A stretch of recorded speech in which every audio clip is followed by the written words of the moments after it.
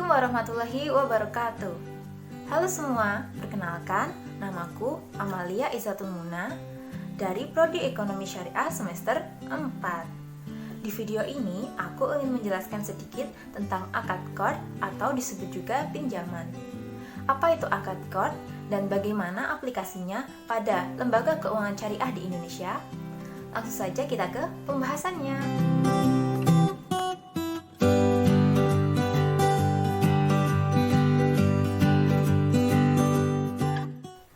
Qard secara bahasa diartikan pertolongan. Menurut istilah, qard berarti meminjamkan harta kepada orang lain tanpa mengharapkan suatu imbalan. Dalam literatur fikih salaf as-shalih, qard termasuk akad tolong-menolong dan bukan transaksi komersial. Qard dapat juga dikatakan sebagai akad pembiayaan kepada nasabah dengan ketentuan nasabah wajib mengembalikan dana yang diterimanya kepada lembaga keuangan syariah pada waktu yang telah disepakati bersama. Rukun qard ada 4. 1. Muqtarid, orang yang mempunyai harta atau barang untuk dihutangkan. 2. Mustarid, orang yang berhutang. 3. Muqtarad, objek, barang, atau harta yang dihutangkan. Dan 4. Sigot atau ijab qabul.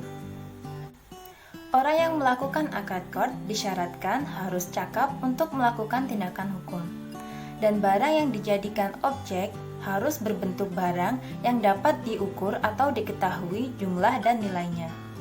Disyaratkannya hal itu agar pada saat pengembalian tidak menyulitkan, sebab harus sama jumlah atau nilainya dengan barang yang telah diterima. Ketentuan-ketentuan mengenai qard. 1. Pinjaman diberikan kepada nasabah yang memerlukan. 2. Nasabah wajib mengembalikan jumlah pokok yang diterima pada waktu yang telah disepakati. 3. Biaya administrasi dibebankan kepada nasabah. 4. Lembaga keuangan syariah dapat meminta jaminan kepada nasabah. 5. Tambahan sukarela dapat diberikan kepada lembaga keuangan syariah selama tidak diperjanjikan dalam akad. 6. Bila nasabah tidak dapat mengembalikan sebagian atau seluruh kewajibannya, maka lembaga keuangan syariah dapat memperpanjang jangka waktu pengembalian atau menghapus seluruh atau sebagian kewajiban nasabah.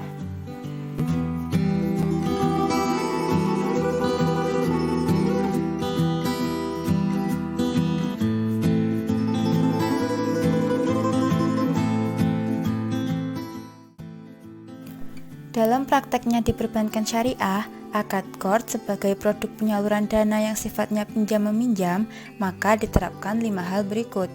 1. Sebagai produk pelengkap kepada nasabah yang membutuhkan dana talangan segera untuk masa yang relatif singkat. 2. Sebagai fasilitas nasabah yang memerlukan dana dengan cepat.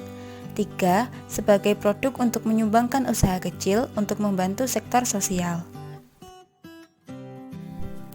4. Sebagai dana talangan untuk jangka waktu yang singkat.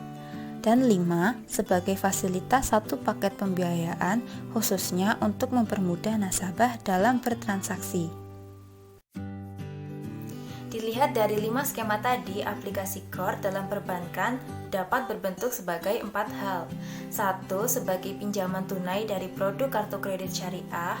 2. Sebagai pinjaman untuk talangan keperluan haji. 3. Sebagai pinjaman kepada pengusaha kecil. Dan 4. Sebagai pinjaman kepada pengurus bank. Lalu, dari mana sumber dana qard di perbankan syariah? Sumber dana qard di perbankan syariah bisa berasal dari 4 sumber. 1. Diambil dari modal bank yang belum diinvestasikan kepada produk perbankan syariah yang lain. 2. Diambil dari keuntungan bank syariah yang sengaja disisihkan untuk kepentingan produk qard. 3. Diambil dari zakat investasi bank syariah. Dan 4. Diambil dari zakat, infak, dan sedekah baik individu maupun institusional yang dititipkan kepada bank syariah.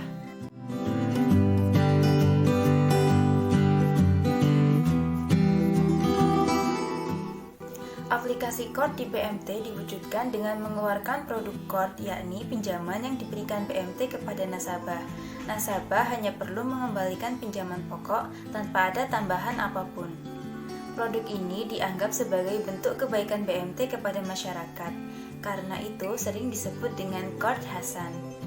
Dalam implementasinya, PMT bertindak sebagai muqorrid, yakni pemberi pinjaman, dan nasabah bertindak sebagai mustarid, yaitu penerima pinjaman.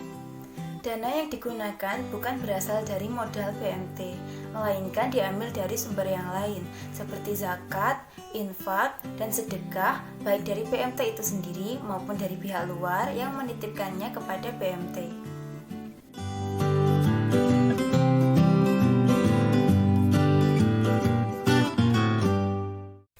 Sesuai dengan namanya, Lembaga Unit Simpan Pinjam Syariah lebih mengedepankan jenis usaha simpan dan pinjam. Simpan diistilahkan dengan wadi'ah dan pinjam diistilahkan dengan qord.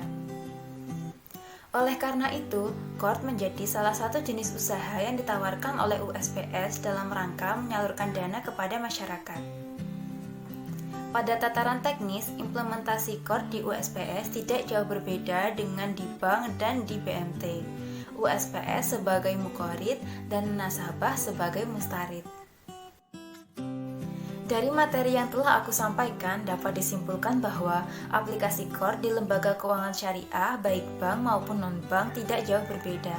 Keduanya menawarkan produk qord dalam bentuk pinjaman yang bisa diambil oleh nasabah, dan nasabah hanya perlu mengembalikan jumlah pinjaman pokok tanpa adanya suatu tambahan apapun.